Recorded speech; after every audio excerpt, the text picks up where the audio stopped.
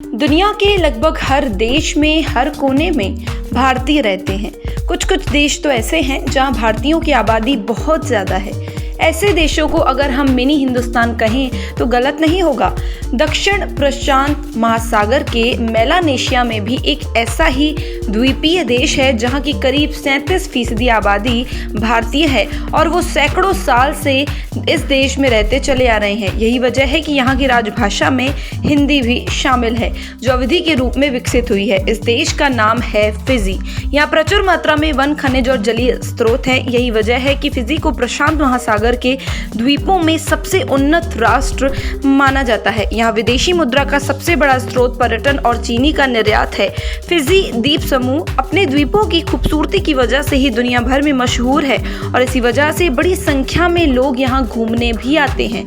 Britain ने वर्ष 1874 में इस द्वीप को अपने नियंत्रण में लेकर इसे अपना एक उपनिवेश बना लिया था। इसके बाद वो हजारों भारतीय मजदूरों को यहाँ 5 साल के अनुबंध कॉन्ट्रैक्ट पर गन्ने के खेतों में काम करने के लिए ले आए थे और उनके सामने ये शर्त रख दी थी कि 5 साल पूरा होने के बाद अगर वो जाना चाहें तो जा सकते हैं, लेकिन अपने खर्चों पर, और अगर वो 5 साल और काम करते हैं तो उसके बाद उन्हें ब्रिटिश जहाज भारत पहुंचाएंगे। ऐसे में ज्यादातर मजदूरों ने काम करना ही उचित समझा था, लेकिन बाद में वे भारत लौट नहीं पाए और फिजी के ही होकर रह गए। हालांकि 1920 और 1930 के दशक में हजारों भारतीय स्वेच्छा से आकर ही यहाँ बस गए थे।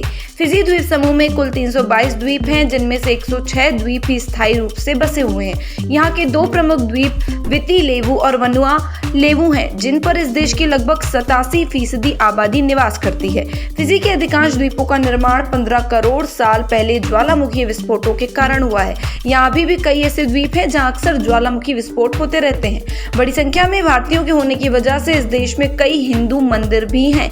यहाँ का सबसे बड़ा मंदिर नादी शहर में स्थित है, जिसे श्री शिव सुब्रमण्य हिंदू मंदिर के नाम से जाना जाता है। फिजी में रहने वाले हिंदू हिंदुस्तान की तरह ही रामनवमी, होली और दिवाली जैसे त्योहार भी मनाते हैं। यहाँ के द्वीपों पर हुई खुदाई से पता चलता है कि 1000 ईसा पूर्व के आसपास भी फिजी में लोग रहा करते थे। हालांकि उनके बारे में कोई खास जानकारी उपलब्ध नहीं है।